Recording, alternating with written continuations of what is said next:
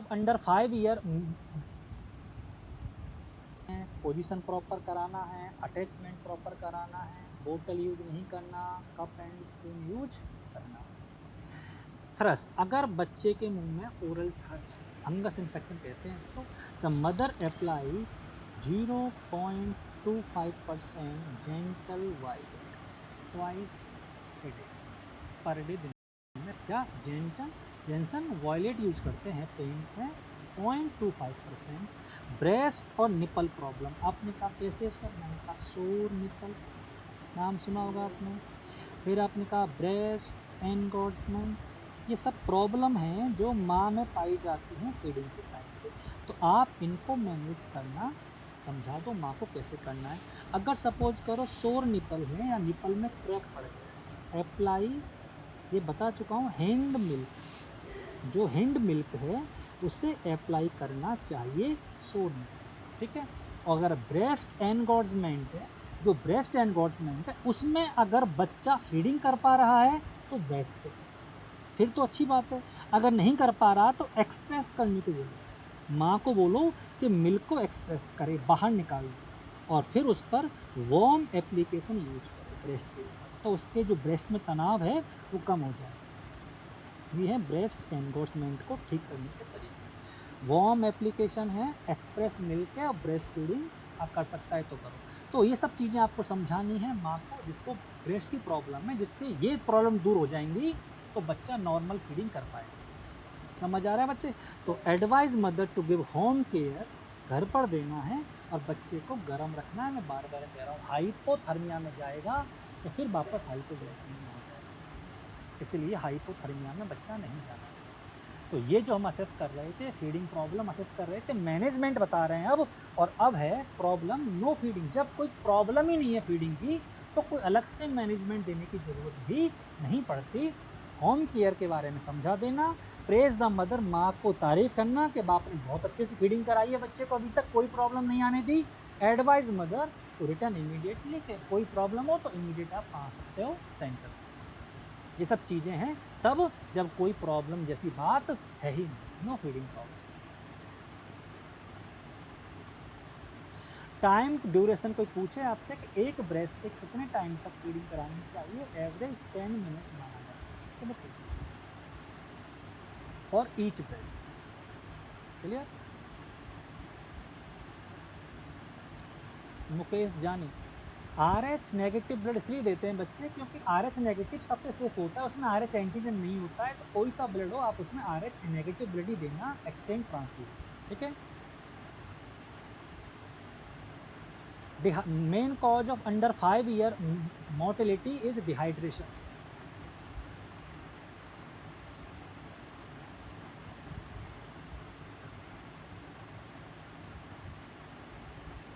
Development, किसका development बच्चे?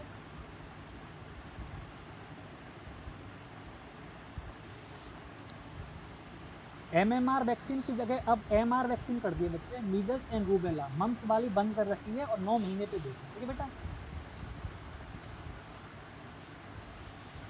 KMC कोई भी दे सकता है जिसके पास स्किन हो और वो थोड़ा सा गर्म हो,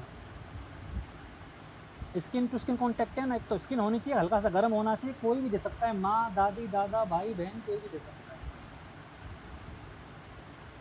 सर बुक में 15 से 20 मिनट दे रखी है, हाँ बुक किसी ऐसी लिखी होगी जिसमें 15 से 20 मिनट किया है बचपन में ब्रेस्ट फीडिंग, तो ऐसा आदमी बुक लिखेगा तो 15 से 20 मिनट ही लिखेगा, ठीक है बच्चे, हो गया। चलो आगे देखते हैं। तो ये है नो ब्रेस्ट फीडिंग, ठीक है। Then counsel the mother about breast feeding problem, माँ को क्या काउंसलिंग देनी है ब्रेस्ट फीडिंग के बारे में।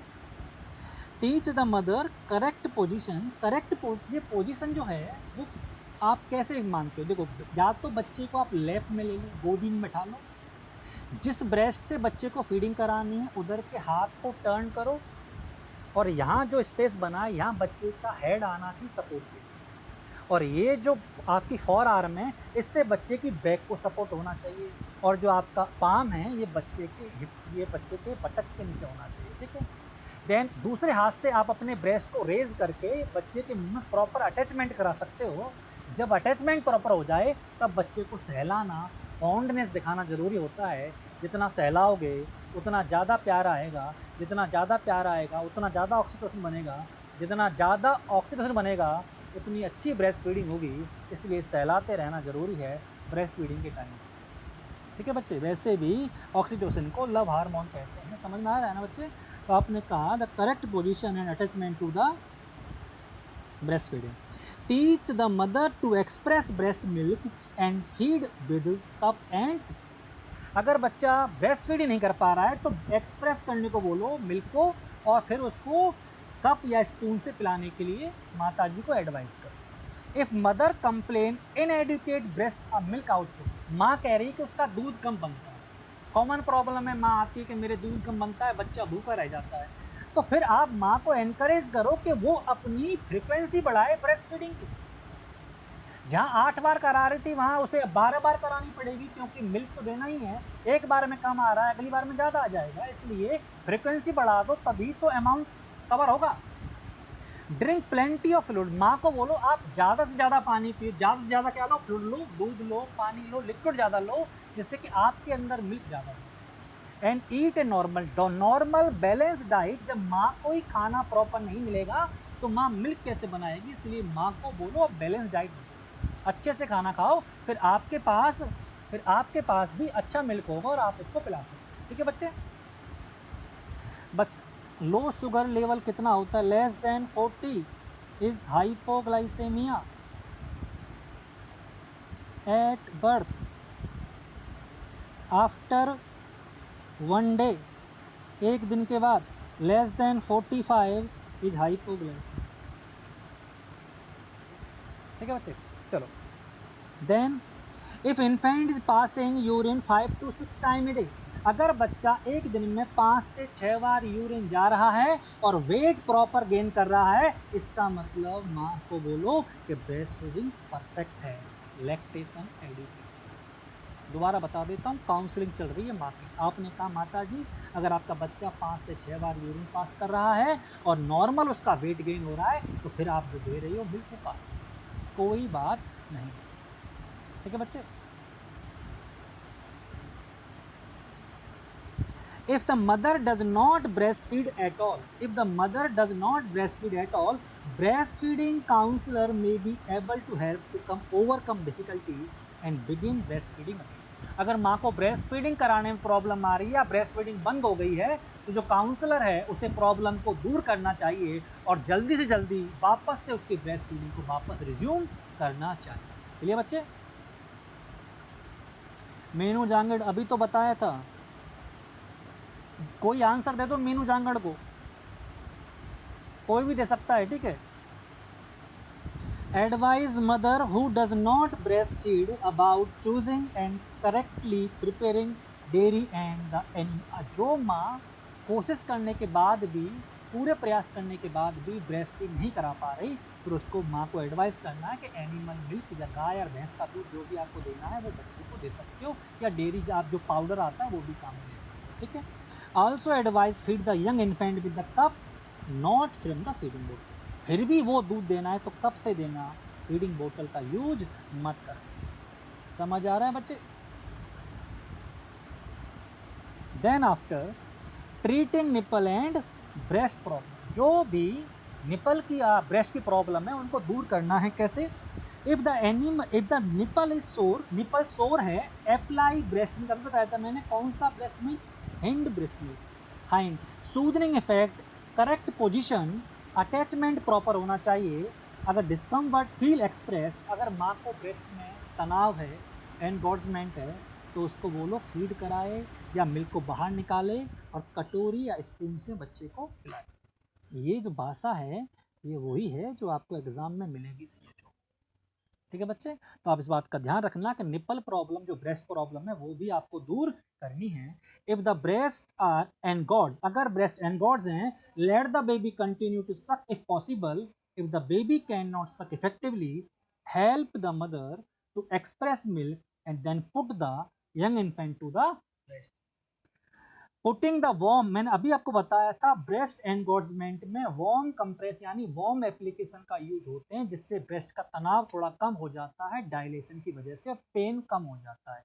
तो एक तरीके से इससे पेन रिलीफ हो जाता है, क्या लगाने से, वॉर्म कंप्रेस या वॉर्म एप्लीकेशन। ठीक है बच्चे। If mother breast feed breast has been abscess, very good, अगर माँ के ब्रेस्ट में पस पड़ गया है, क्या पड़ गया है, पस पड़ गया है, इन्फेक्शन हो गया है, advise her to feed from another breast, दूसरे ब्रेस्ट से पिलाओ and refers to the surgeon, और माँ को सर्जन के पास रेफर करो, that is the your responsibility as a CH। अगर एक ब्रेस्ट में एब्सेस है, दूसरा ब्रेस्ट फीडिंग करा सकता है, कोई प्रॉब्लम नहीं, इन्फेक्शन स्प्रेड नहीं होता है। और जिसमें एब्सेस पस बन गई है उसके ट्रीटमेंट के लिए माँ को सर्जन के पास रेफर किया जाता है, जो उसका आगे का ट्रीटमेंट देखता है। आई होप सो इतना आपको समझ में आ रहा होगा। Then after exclusive breast feeding का टाइम, एक्सक्लूसिव विक्रम गुजर time is up to 6 month, up to 6 month, that is the exclusive time. Clear है। Then assess the measles and malaria. Assess the measles and malaria. Number 4 problem है children with fever, बच्चे को fever है, assess sign of current ulcer and previous measles within last 3 months. इसको पहले भी measles हो चुका है 3 महीने पहले, अभी इसको अल्सर बन गए हैं और फीवर आ रहा है, इसका मतलब इसको वापस से मीजल्स। क्लियर है। Look for sign of measles such as generalised rashes, cough, running nose, red eyes. दोबारा, generalised rashes, running nose and red eyes, ये साइन है मीजल्स। शरीर पर दाने दाने बन जाते हैं, नाक बहना स्टार्ट हो जाती है और आंखें लाल हो जाती हैं, ये सारे साइन किसके हैं बच्चे, the sign of the which one, measles. If child had measles now और विद इन 3 मंथ, अभी हुआ है या 3 महीने के अंदर कभी भी हुआ हो, लुक फॉर माउथ अल्सर, बच्चे के मुंह को चेक करना है, पस ड्रेनिंग फ्रॉम आइज, आँखों से पस आ सकती है, क्लाउडिंग ऑफ कॉर्निया, और कॉर्निया में क्लाउडीनेस हो सकती है।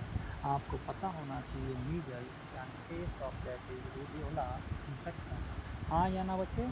तो दोबारा सुनो, जर्नलाइज्ड रेसेस, रनिंग नोज और रेड आइज किसका निशान है, किसके साइन है, मीजल्स के। आपने कहा कैसा है measles, that is the measles cases. ये जो डायग्राम है वो आप काउ गोट मिल्क दे सकते हैं, but after 6 month later is better for breeding food. Okay good. So in that condition that the fever आएगा, रेसेस बन गए स्किन में और inflammation of upper respiratory tract, जिसकी वजह से आप इस बच्चे को ब्रीदिंग प्रॉब्लम भी देख सकते हो, किसमें, मीजल्स में। फीवर है, रेसेस है, अपर रेस्पिरेटरी ट्रैक इन्फेक्शन है, और इस वजह से इसकी रनिंग नोज भी पाई जाएगी, रनिंग नोज होगी और ब्रीदिंग प्रॉब्लम्स। ये किसका पेशेंट है, द पेशेंट ऑफ मीजल्स।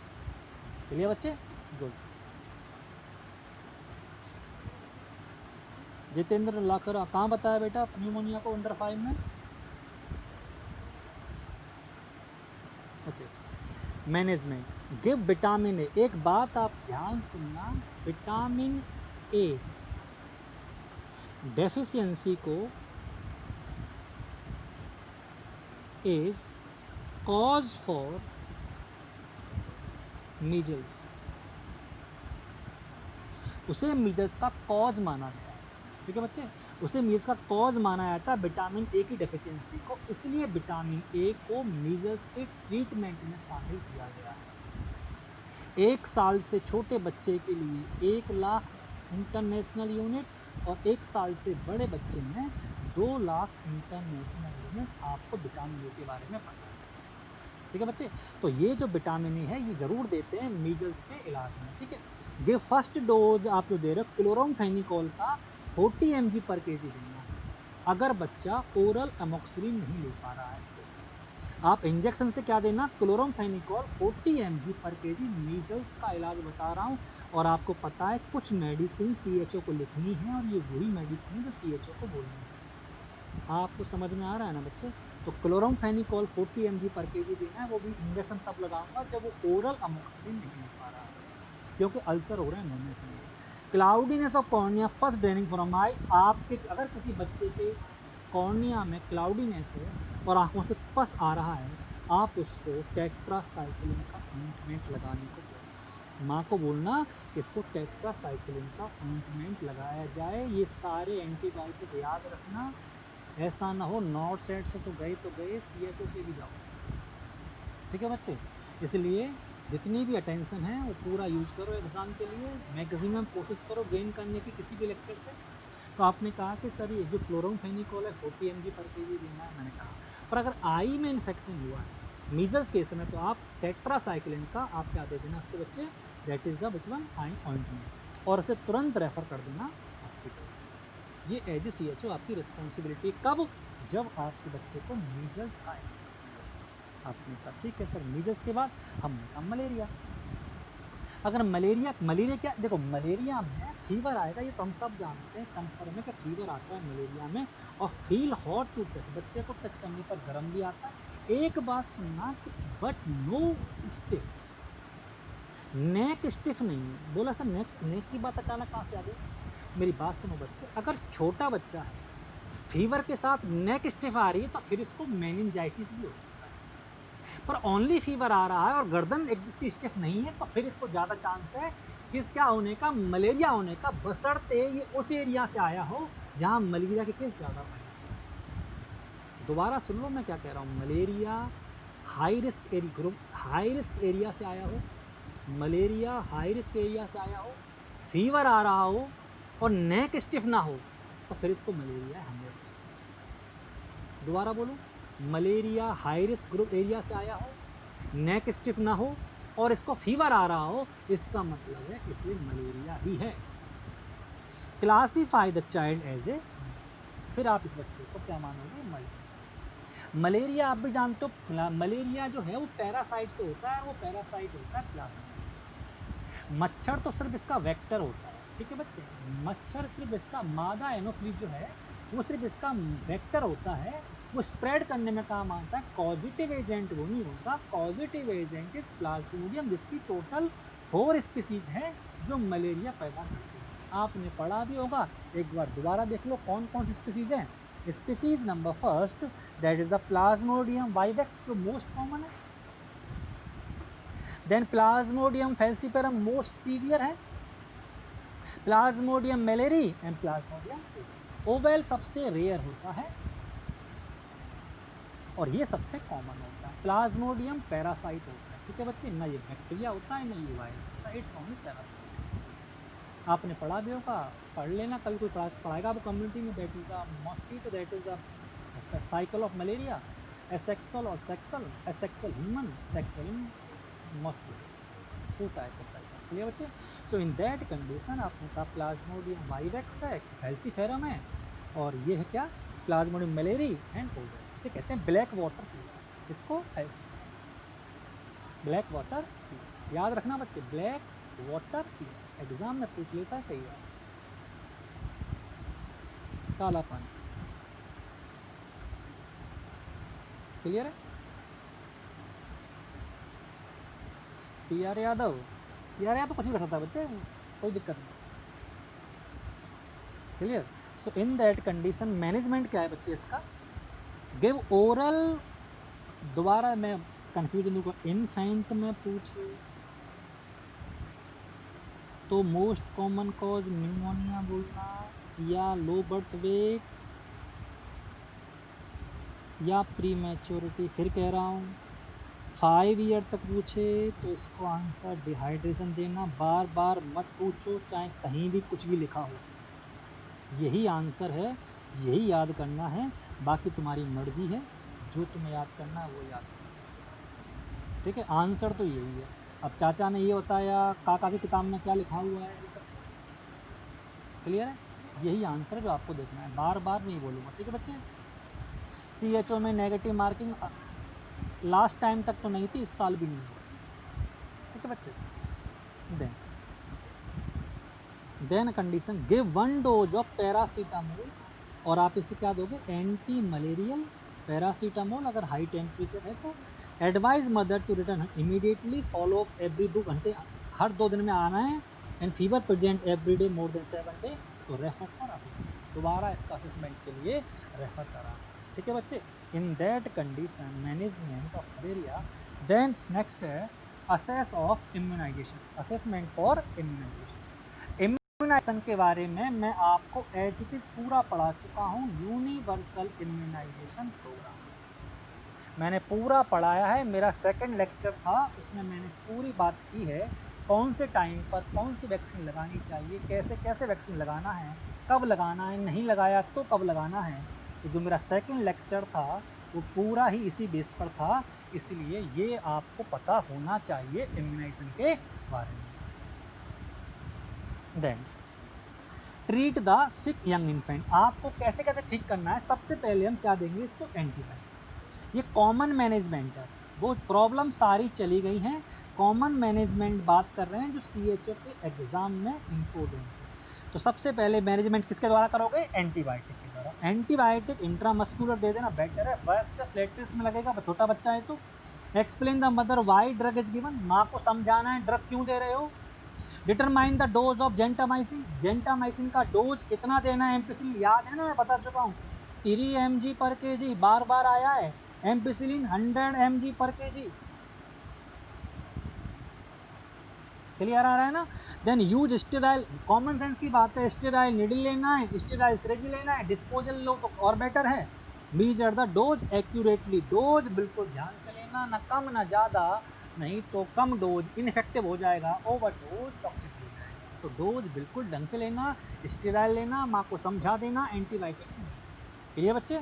आपने कहा ठीक है सर जेंटामाइसिन देना है तो मैंने 3 mg पर kg दिया था, undiluted 2 ml while containing 20 mg of. एक बात सुनना, जेंटामाइसिन की 2 ml की वाइल आती है हॉस्पिटल सप्लाई में, CHO साहब याद रखना काम आएगा। जेंटामाइसिन की 2 ml की वाइल आती है और उसमें 20 mg होते हैं, तो 1 ml में 10 mg हो गया। क्लियर है, इसका ध्यान में रख के आप डोज बनाना, जो आप दे रहे हो कितने का, 3 mg पर kg। अब आपने कहा सर अगर बच्चा 1 kg का है तो डोज कितना दोगे, आंसर है that is the 0.5 ml dose. ये सीधा 0.5 ml, 0.5 ml में कितना हो गया, 5 mg। 1 ml में 10 mg है तो 0.5 में कितना हो गया, 5 mg। क्लियर है, अगर बच्चा 1 kg का है तो 0.5 mg, 2 kg है 1 ml, 3 kg 1.5 ml, 4 kg 2 ml, 5 kg 2.5। यही डोज है जो आपको ध्यान में रखना है, ये टोटल डोज है जो मैं दे रहा हूं, ये पर kg वाली बात यहां नहीं हो रही।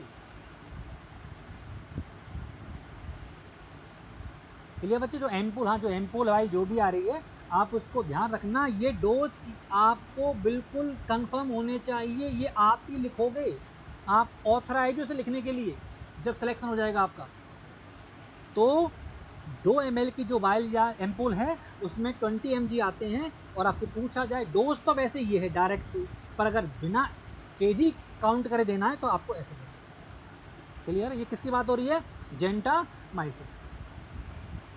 Then after ampicillin 100 mg per kg बताया था, बाइल 500 mg की आती है, इसको 2.5 ml में मिक्स करते हैं स्टेराइल वाटर के साथ, तो फिर क्या हो गया 500 mg कितने ml में, 2.5 ml में, तो 1 ml में कितने mg हो गए, 200 mg। क्लियर है, अब देख लो कैसे देना है, सेम डोज है। कैसे, अगर 1 kg का है तो 0.5 ml देना है, 2 kg है तो 1 ml देना है, 3 kg का बच्चा है तो 1.5 ml देना है, 4 kg का है तो 2 ml देना है, 5 का है तो आधा देना है, यानी वेट का ½ ml देना है। आप समझ गए, 1 है तो आधा, 2 है तो 1, 3 है तो 1.5, 4 है तो 2, 5 है तो 2.5, वेट का ½ ml, बिल्कुल कंफर्म, दोनों एम्पिसिलिन भी और gentamicin. Clear, treat the young, अगर बच्चे का ब्लड शुगर लेवल क्या आ रहा है, कम, अगर ब्लड शुगर लेवल कम आ रहा है तो बच्चे को ब्रेस्ट फीड कराने को बोलो, अच्छे से माँ ब्रेस्ट फीड कराए।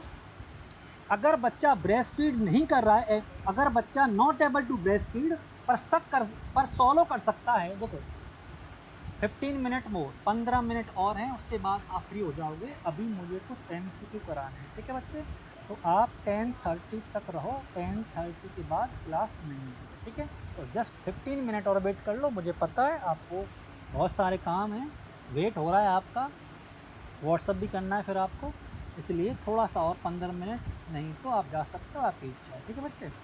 देन अगर बच्चा ब्रेस्ट फीड नहीं कर सकता बट सोलो कर सकता है, 20 to 50 ml express breast milk या एनिमल मिल्क बिफोर डिपार्चर, बच्चे को रेफर करने से पहले इतना दूध बच्चे को पिला दो। इफ नाइदर, दोनों अवेलेबल नहीं हो, 20 to 50 ml शुगर वाटर पिला दो।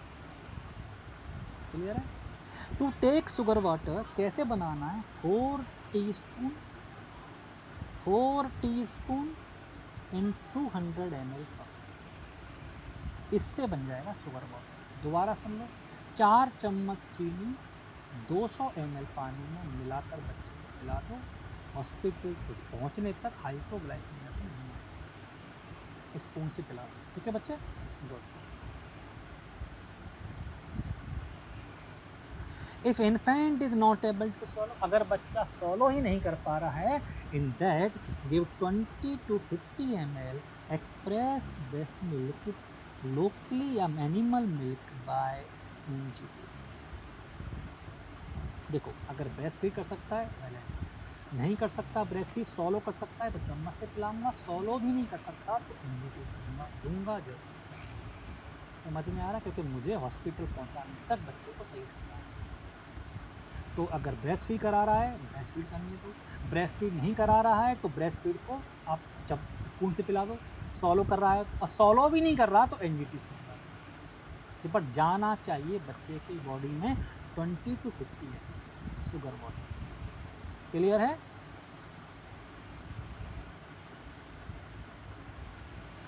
Then warm infant skin to skin contact, आप जो देख रहे हो वो KMC है, कंगारू मदर केयर। बच्चे को गर्म रखने का एक तरीका होता है, आप देखो बच्चे को कैसे रखा जाना चाहिए, बच्चे की किस पोजीशन में रखना जरूरी है।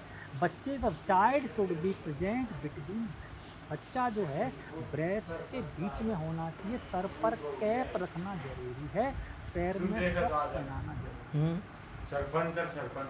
ये जो लेग है ये फ्रॉग लेग्ड पोजीशन है, सपोर्ट बेबी द बॉटम, बच्चे को बॉटम से सपोर्ट देना है, head turn in one side, बच्चे का मुंह एक साइड में टर्न होना चाहिए, सीधा होगा तो नाक दबेगी, सांस नहीं ले पाएगा।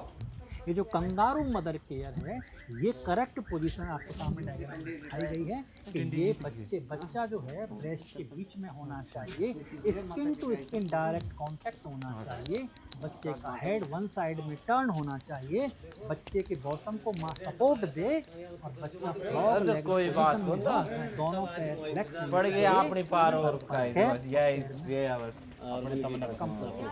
डाइपर पहना होना चाहिए, डाइपर नहीं दिख रहा सबके तमने ऐसी अरे हम कह रहे थ्रेड मानो डाइपर रोड़ा नहीं मत होगा कर तो रोड़ा इसलिए डाइपर तो कंपलसरी है। ओ वहाँ सुनता सुनता रिजल्ट को कोई बाहर खबर को आया जिससे पहला तो बड़े बड़ा नारा लागू जे करा बोल रहे कौन का बोल रहे थे लोकल आप पर कैसे ठीक करोगे, मैं ओरल जगन्नाथ का बाड़ा मां जाके लगा था ओरल और मेरी या था बाजी 10 मिनट पहले हमारे डॉक्टर भाई आप पर पे सुट गए अपना घर में गाय ले जाएगा मेरा जीतेगा जो तुम आ रहा है सीवियर केस ऑफ डिहाइड्रेशन में then condition of cotrimoxazole by mouth every morning और एवरी नाइट ट्वाइस। આપણે મુકેશ ને ન્યુ કી कहते तो पागल मत हो कि तुम्हें अंदर ये किसका इलाज है, लोकल इन्फेक्शन का इलाज है, ट्रीटमेंट जो आप दे रहे हो।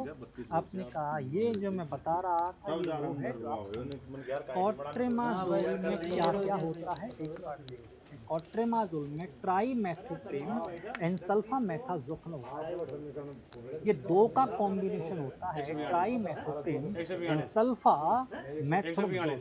इन दो के कॉम्बिनेशन बनता है 2 टाइम्स दिन में 2 बार 5 दिन तक देते हैं। ये बात याद रखना। और जो अमोक्सिलिन होता है ये दिन में 3 बार देते हैं 5 दिन। ये TDS जाता है और ये वाला BD जाता है।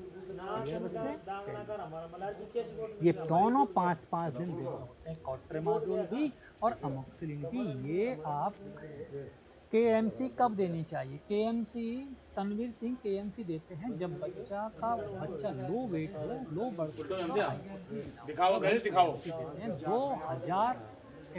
2000 ग्राम से जो तुम्हारा संपर्क होता है जिन्हें वोट किया था कोई को दियो लेस देन 2000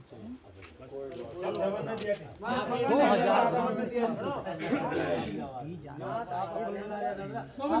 આપણો મિશન પૂરો हो गया। अरे हमने सोच ली सुनो सरपंच साहब हमने सोच ली हमारे मेंबर साहब ऐसी बात है हम तो अभी आए हो गया तो આપણો मतलब सरपंच बस देन अब आपको बताना है कि कैसे देना है। एडल्ट की टैबलेट होती है कॉट्रेमाजोल की, 80 mg उसमें क्या होता है और 400 mg होता है सल्फामेथ्रिन। ये एडल्ट वाली। जो पीडियाट्रिक टैबलेट होती है उसमें 20 mg ट्राइमेथो और 100 mg होता है। अरे क्लियर बच्चे? ये पीडियाट्रिक टैबलेट मैंने बताया था ना, वो पीडियाट्रिक टैबलेट और ये है एडल्ट। क्लियर? अब आपने कहा बर्थ 1 महीने से कम का बच्चा, तो अब आधी टैबलेट दे देना पीडियाट्रिक। और 1 महीने से बड़ा बच्चा है तो आप 1 टैबलेट दे सकते हो पीडियाट्रिक वाली, पर अगर एडल्ट वाली है तो 1/4 दे सकते हो। इसका स्क्रीनशॉट ले लेना, काम आएगा। दोबारा बता रहा हूँ, कॉट्रेमाजोल 1 महीने तक पीडियाट्रिक टैबलेट का आधा दे सकते हो और 1 महीने के बाद पूरी पीडियाट्रिक टैबलेट दे सकते हो। अगर आपको एमोक्सिलिन देना है तो 1 महीने तक 1.25 ml दे सकते हो और 1 महीने के बाद 2.5 ml। अब तो को हमने राजा बना दिया पूरी पंचायती को। अरे राजा बना दिया तो पूरी पंचायती का और भोलेनाथ के पास। हाँ, समीर मौर्य प्लान बी में 75 ml पर kg पर होगा किसी भी एज में दे सकते हो। ये बच्चे कुछ पॉइंट्स हैं जो आपको याद रखने हैं। Do not give cotrimoxazole to infant less than 1 month of age those who are premature. अगर कोई बच्चा प्रीमैच्योर या जॉइंडिस है उसे कॉट्रेमाजोल मत अवॉइड करें। क्लियर है? Tell the mother reason for giving of drug. माँ को बता देना कि क्या रीजन है ड्रग। ये दोनों पॉइंट CHO आपको याद रखने हैं। समझ में आया सब? इन दैट कंडीशन ये जो आया है, देखो दोबारा देख लो बच्चे, कोई बात नहीं। पीडियाट्रिक टैबलेट इसमें 20 mg ट्राइमेथोप्रिन होता है 100 जितना है। आप एक बार में तो ये कोई रीजन तो है, ये डाटा है जो आपको बार बार पढ़ने से होगा। एक बार समझ लो, स्क्रीनशॉट ले लो, इसको रट लोगे तो आराम से हो जाएगा। पर ये डाटा तुमसे कोई ये नहीं पूछेगा 20 mg क्या होता है, पैथोफिजियोलॉजी समझाइए, ये तुम्हें याद करना होता है। पढ़ते समय पढ़ना कैसे है ये इम्पोर्टेंट है, तभी तो नंबर सबका नहीं आता ना बच्चे। पढ़ते तो सभी हैं, सबका तो एग्जाम में सिलेक्शन नहीं हुआ ना, ये चीज़ है। सो नाउ अब मैं आपको कुछ MCQ करा रहा हूँ। MCQ आपको पढ़ना है, आंसर देना है और आंसर के बेस पर ही आपको जज हो जाएगा कि आपने जो पढ़ा है वो कितना आपको याद है। ठीक है बच्चे? तो पहला MCQ आप देखो।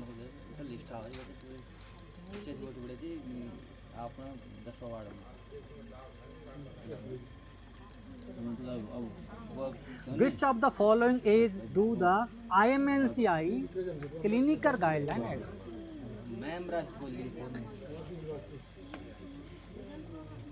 कौन से एज ग्रुप के लिए IMNCI क्लिनिकल गाइडलाइन को यूज किया जाता है?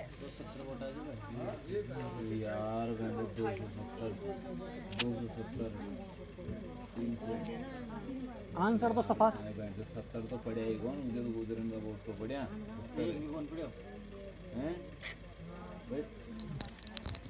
गुजरन का वोट दीपक नागर, रेगर, बोटी तो चीज होगी ना।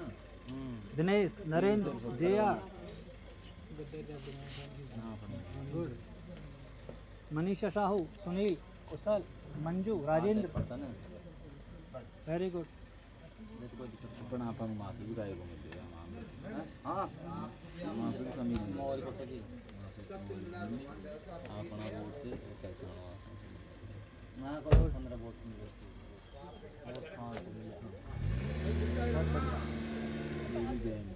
समझ में आ रहा है। मैंने सबसे पहले ये बताया था कि IMNCI जो है वो किस एज ग्रुप के लिए आपको याद रखनी है। मैंने 2 कैटेगरी में डिवाइड किया था, याद है ना आपको, up to 2 month and 2 month to 5 years। याद आ रहा है ना। तो that is the answer of the which one. IMNCI जो है वो किस एज के लिए सबसे पहले हम बोलते हैं, तो answer birth to 5 year is the right answer of IMNCI age group. जो IMNCI है वो किस एज ग्रुप के लिए है? Uday, Deepika, Gayatri, Manish, Anil, Rajkumar, very good, very nice. So that is the right answer of the which one is birth to 5 year use for the IMNCI। पहला question clear हो सकता। नेक्स्ट वन, अगला क्वेश्चन पढ़ो।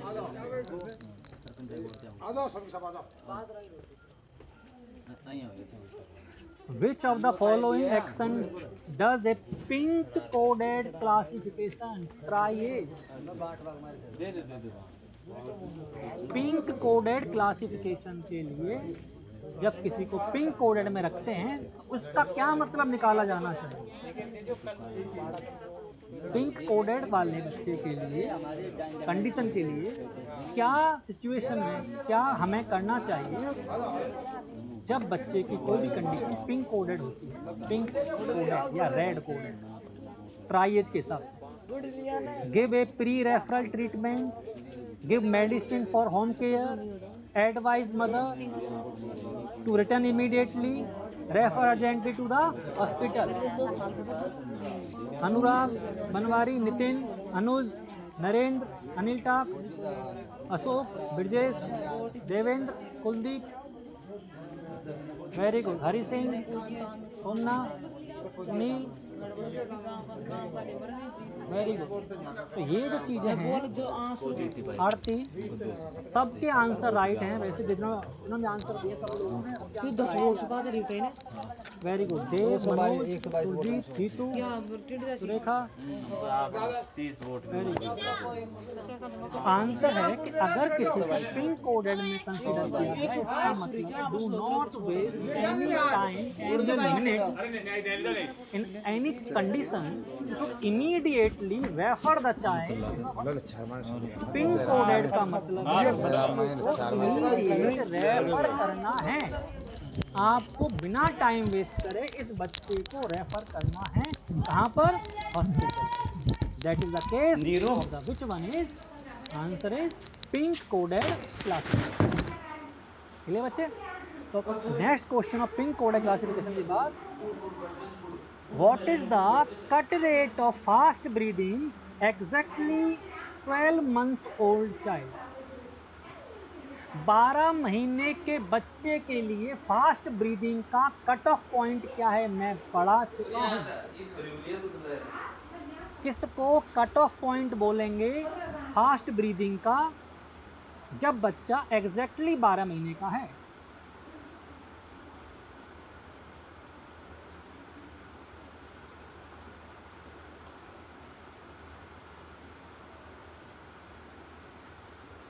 याद है मैंने 2 बताए थे, below 12 month and 12 month to 5 years। मैंने 2 कट ऑफ बताए थे आपको, याद आ रहे हैं? इसमें बहुत से बच्चे कंफ्यूज हो रहे हैं, कुछ आंसर बी दे रहे हैं और कुछ आंसर सी दे रहे हैं। आपने तब मैं जो बोल रहा था तब आपने ढंग से नहीं सुना। 12 महीने से कम है, 12 महीने से कम है तो कट ऑफ पॉइंट 50 है, और 12 महीने के बाद that cut off point is 40। So now the cut off point is 40 and the 40 breath per minute at the exactly 12 month. अगर 12 महीने से कम होता तो कट ऑफ पॉइंट 50 होता। Answer not B, answer is सी।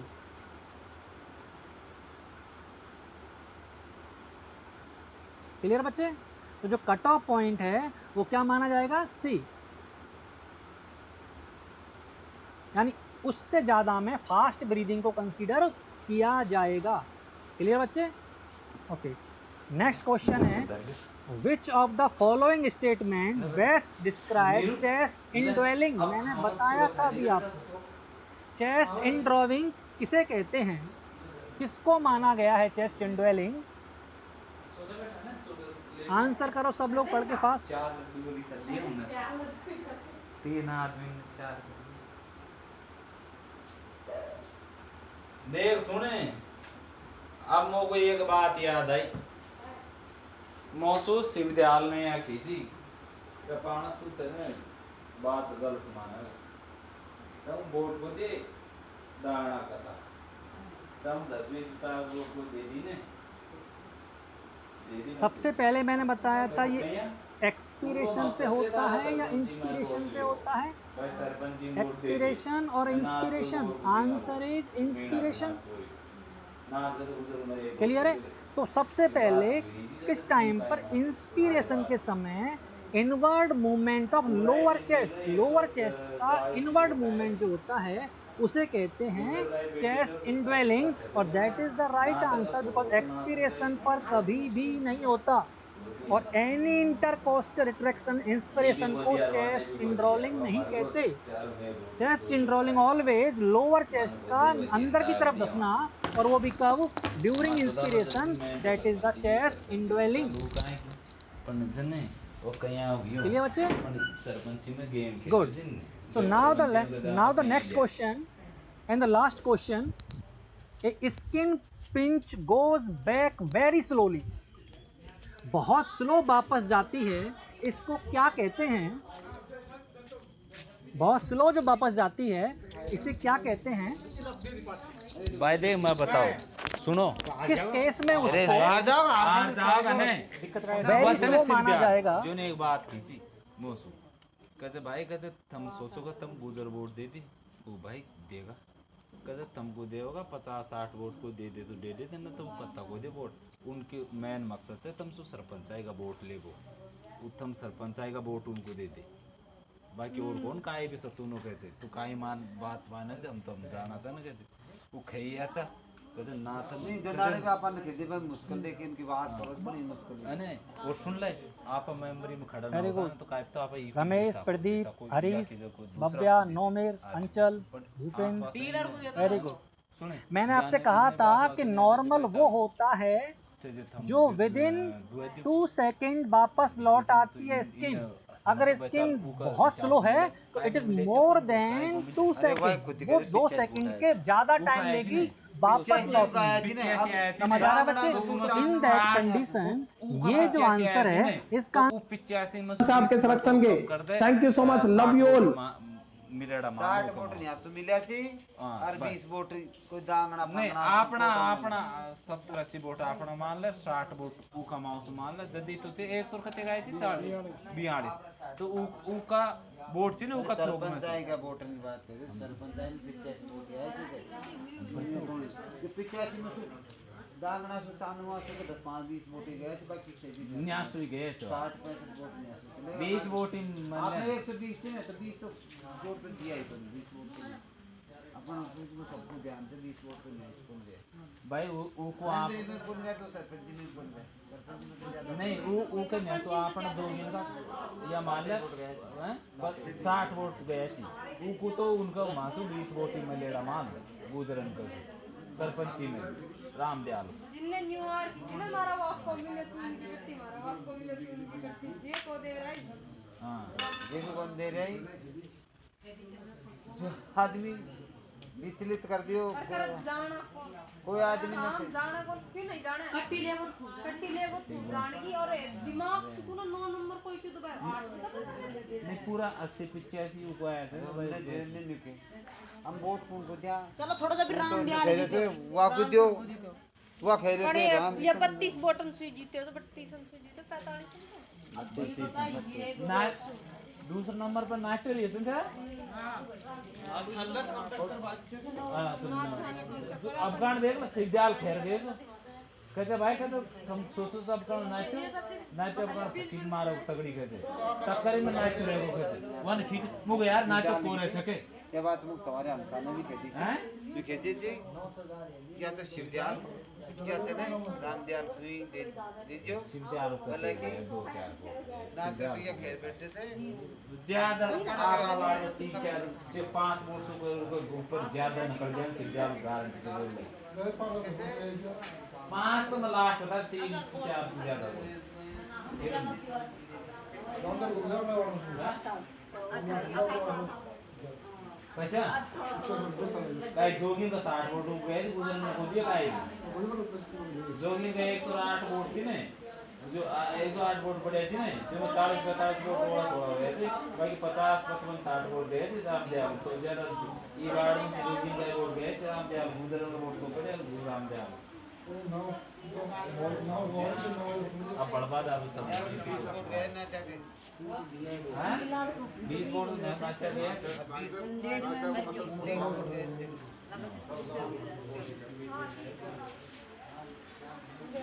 बलवीर करते गए जी 400